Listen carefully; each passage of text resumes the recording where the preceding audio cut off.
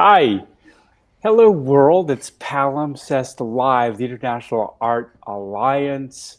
We're around the world sending our art to each other around the world so we can make subsequent changes, annotations, painting over what we've already painted. In other words, a palimpsest live. And here we are. And today's panel includes Denise in Saint Jerome, Quebec, Canada. Hi. Hello, and I am here with Rose on the other side of Canada, all the way in Chilliwack near Vancouver. Hi, Hi Rose. guys, here I am from Stolo Nation, and I'm gonna toss it over to Steph on the back in Canada. Back in Canada, in Toronto, in a parking lot. Yay! Yeah, Toronto, Canada, Ontario. Bam. Throwing it to Cheryl in Australia. Morning, Cheryl here from north of Oka on the central coast of Australia. From the On the next future. day. Yeah. I'm Ross. I'm in Los Angeles, California, on unceded. I say this so often, and now I'm like blank. Well, we stole the land, unfortunately. But anyways, back in the original country of the Commonwealth. She's not here right now. It's Laura Spedetto. She's going to join us later to open up a box of a painting of a palimpsest live on this live today. So today we're going to talk about a certain kind of presentation, social media.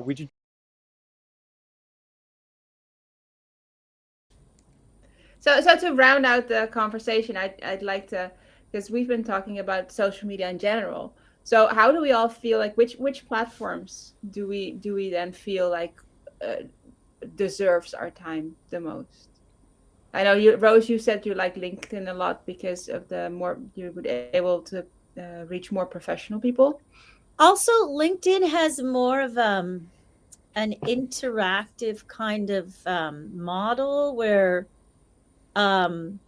like commenting on people's posts is like a normal thing and not like oh yeah, I got a comment kind of scenario, so that there's a little bit more of like just general interaction, so it doesn't feel like you're trying so hard, I guess.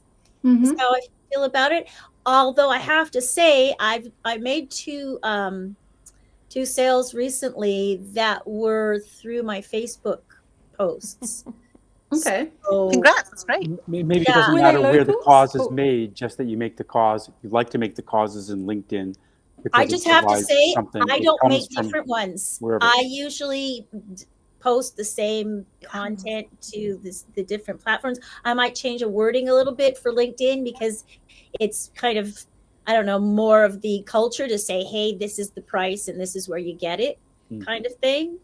Because like that's what people are there for, is to do business. You're right. No, you're right. Whereas on Instagram they say, "Oh, of the like 5 posts that you," and I'm kind of generalizing and kind of making this up, but I'm misremembering, but make one about your work, make one about, yourself, make another one about your work, and then the next one, that's where you'll say the price kind of thing. Yeah. Right? Whereas on LinkedIn it's like, okay, well, you're posting this, but where can I get it? Tell me, right? People Yeah. expect to know. They want to know the price. They want to know Yeah. all the details right then and there. Yeah, So- it's kind of like protocol in a sense, where you're not like breaking the protocol by saying, hey, this is for sale. Yeah. Laura, are you using any social media? Yeah, I'm trying. Yeah, it's hard to say that I'm using because I would love to use more often, but I think it's essential to use it just to spread the voice and to show your work. I'm not using so much lately, but I think it's worth. I'm more confident with Instagram because I'm using Facebook more for my personal stuff, and I'm using more Instagram for my professional stuff. I don't know how to use LinkedIn. I have a profile, but I've never entered there. So Not hard. That's how everybody is, because I had my profile from like way back looking for a job, and then it was like, oh, yeah, I don't know. I think I made my profile like 10, 12 years ago, something like this. So yeah. I don't remember the password. But do you find that using the social media helps with people getting to buy your book? No. No. The books, I think it's worth it to use Amazon ads to let them arrive to target people or people who use some kind of keywords. But I use Amazon ads for at the beginning. Now it's like the engine move on his own, and now I'm not doing now. Yeah. Good. Through Facebook, no, or Instagram, just it's just to have something to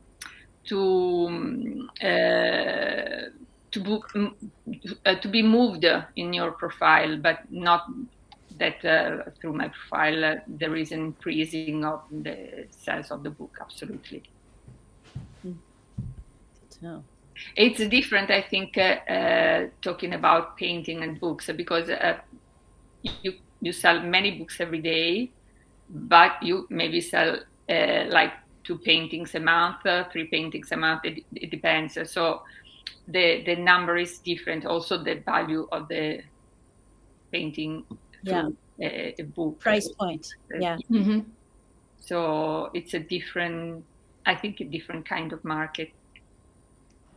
You know what would be interesting? An interesting study is if someone interviewed like all the artists on Instagram, all the professional artists who are trying to move their work or trying to sell their work, and asked them, okay, in the last month, how many pieces of your artwork have you sold through like via Instagram, right? I bet you that number is way, way low, and I bet you artists would lie about it.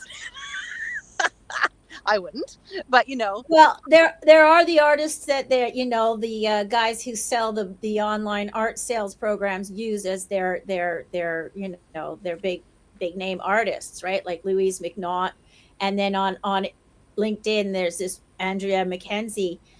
But I mean, she does, like Cheryl talks about. Andrea McKenzie's very successful.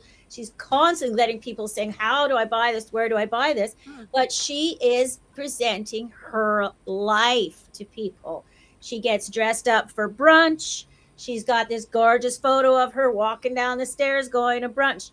She's installing in a hotel in Miami. She has a photo of herself in the lobby, in Miami. So people get to this feeling, like Cheryl's talking about, that, they know her, or they'd like to know her, or they want to know her, or they want to be part of her life. Or exactly right, Rose. They want to be her.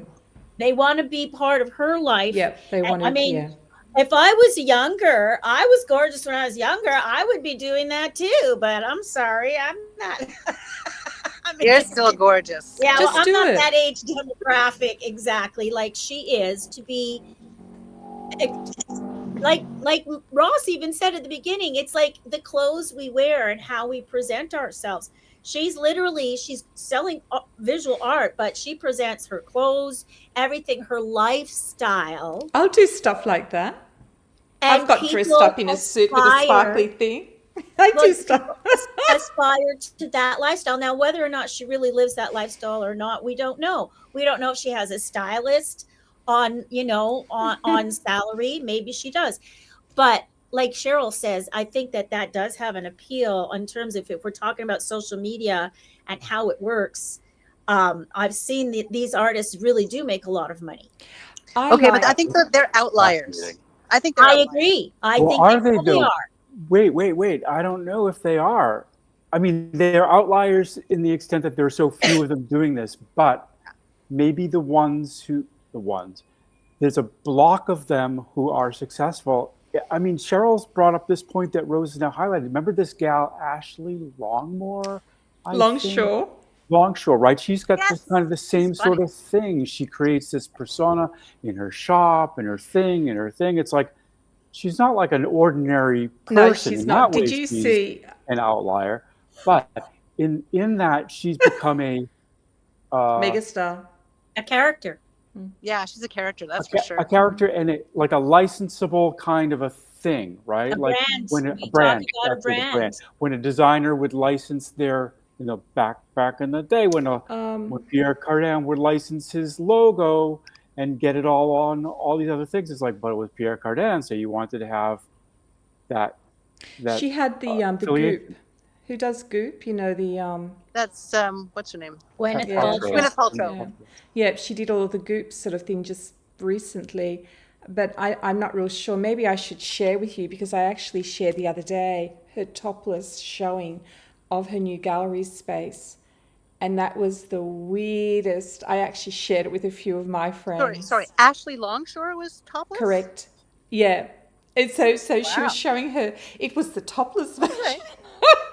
I'll right. look, Well, guys, whatever. I'll see if I can share it to you, because it's this amazing sort of animation with her breasts going like this way and that way. And I'm going like, whoa, gosh, that is. Okay. And like she Amongst was literally us, who's- literally topless? Like you She had animation, those, I don't know, those Animated. like a caps with sticker, like a yeah, with those animation twizzles sticker. on it, so that the twizzles were going like as she was. Okay. I don't know how they That's would have funny, done though. it. So she was actually naked, and someone had put on this animation stuff like that, and then she's sort of going like this, and so these animation things are going like that, like that. I've seen that before, but on like much slimmer women, right? Because she's quite, generous. Anyway, and I had to show it to good her, and for she her. can't stop laughing. Like at the end, she just can't stop laughing. Yeah. So, Oh, it's wow, fun. she's It's just funny. so game to do. Yeah, she's very that is game. so I like that though, ballsy. right? Why Yeah. not? I'm going to So- do a topless show. So Yeah. can I just bring up, so that if we're talking like getting into the nitty gritty of social media and when it works and when it doesn't work and how does it work, like how does Show your that boobs? square with the traditional tortured artist's life? Like personally, my life and Ross's lives are kind of tortured. And do we really do people really Come into my world. But like you said, like I have a certain antisocial and yes, I mean, when you talk about the tortured artist life, I mean, I have my whole disability thing. I just spent 2 days in the hospital. Yeah. Do people want to know? I don't think so. But Do I want to remember, share? we've always I had a don't history. know. We've always had a history of very out there artists. Yeah, I mean, you well, have Salvador Dali. Oh, the ones that we hear about when they're dead. Those artists. No, like you're the talking about different 24 artists. Yeah, no, I'm just bringing it up as a point for us to kind of explore in terms of like when it works and when it doesn't work. And like, let's say this woman I'm using as an example, Andrea, maybe she just really is an outgoing, bubbly, happy, sociable, has a decent Hardworking. life, healthy person who has that to share. But if you don't have that in your life to share, like maybe you're in a sweater factory all day. How do we tap into this magic formula when we spend our whole day in a sweater factory, for example? Like, We do it at night. I love the counterpoint that you could create in And on a the weekends. video based on this alone. This could be like everything. Like, do you really want to hear about my hospitalization, or shall I tell you about the woods and where I'm going to do Yes. this thing like this? Shall I tell you about the pain in my body, or shall I tell you about the painting I did about the pain in my body? yeah, so do I That would be keep a good video. a little bit Really more good video. superficial and safe, or do we because like if we're going to share what's in our real life, that may not be as comfortable for some people as for others. Maybe we need to go off what do you call it, offline, Rose, and talk and brainstorm something and see what we Well, can. yeah, but we're sharing this with people, and I'm sure this is very real for everybody who's grappling with this issue about social media. What's the magic formula? Why does it work for some people and not others? Yeah. And like, well, like let's talk about the real, like what's really underneath, right? Like what are we really sharing on So social what's really media? underneath? I gotta switch our timing. We've got a few minutes left. Laura has a Painting. box to open, art it's to look here. at. Oh, It's plus art here. in the background. What is in the Okay, background, Laura? I haven't. I just opened that. It's easy to open. It's here. Sorry. Moment of anticipation. Ooh, exciting. None of us play the drums. My son does. My son plays. Oh, he's not here. We'll have to ask him next time for an intro. I'll ask him to come to my work. Oh, I know what piece that is. oh, I remember that. we haven't seen this one for a while. Oh, look. I love what you do. With that. Oh. Okay, what's on the bot? What's I can't see. Rats. Oh, Okay. that's Okay, so look at my phone. cool. Well, we can see the subtleties in Lara's lighting. I like it. Oh, who put the bike there? There's a little cat. That was that was continuing on from Ross's bike in Denise's last time. That is awesome. Ross, did you put that there? No, that was The mine. bike? No. Who? Oh, nice, That was Cheryl. mine. And it's That's a cat great. too, or it's a dog? I was trying to do the shadow of the dog. I was trying to do the guy on the bike, and I was going to do the whole thing, and then I thought, oh no, I'll get too carried away. And I was trying to actually do a different shadow of different things. It's a And I was opposite. almost going to do it because you know how I had that sense that you could turn it. Remember how Yeah, this painting both ways. started? I was actually thinking, I was trying to actually do objects in it, but then I wanted to, when the shadow came down, I wanted the object to be different. So for instance, somebody on a typical racing bike, then on a recumbent bike, and then I was trying to do like strange things as I would reflect them down. That was what I was thinking because it had that idea of when it first started. Anyway, Yeah. and then I thought Right. I better not take up too much space. Like I was going to put all these sort of people through doing the reflection different to what the image was.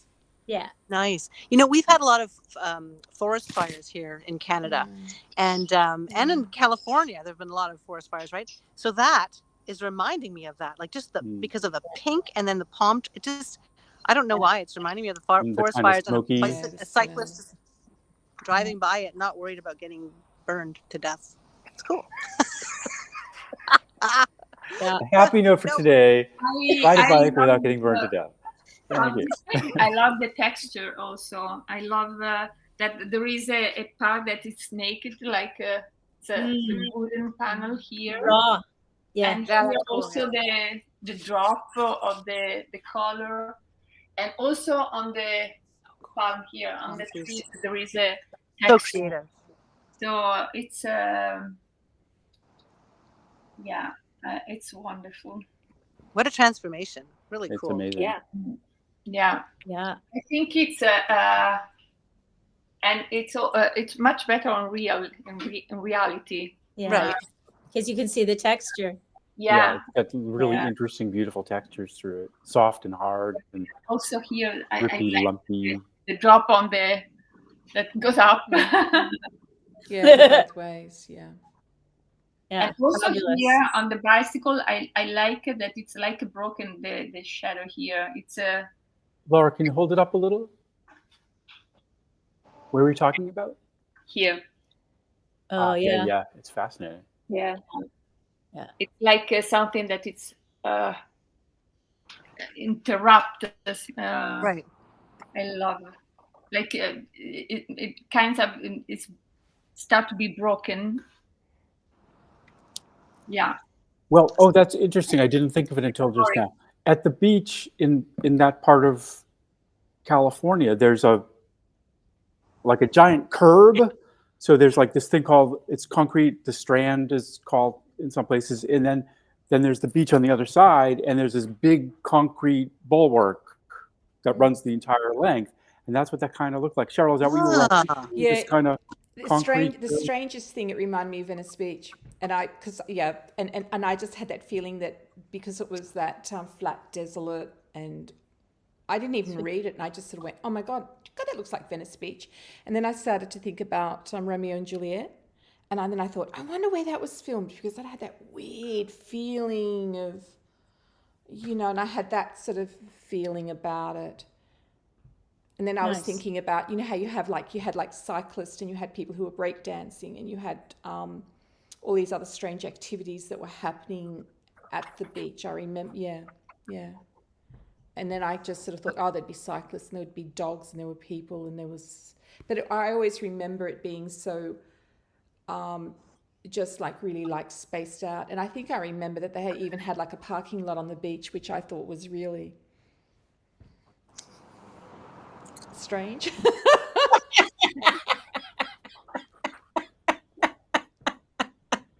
We have them here in Vancouver too. Parking lot on the beach. Okay. Yeah, that is weird, isn't it?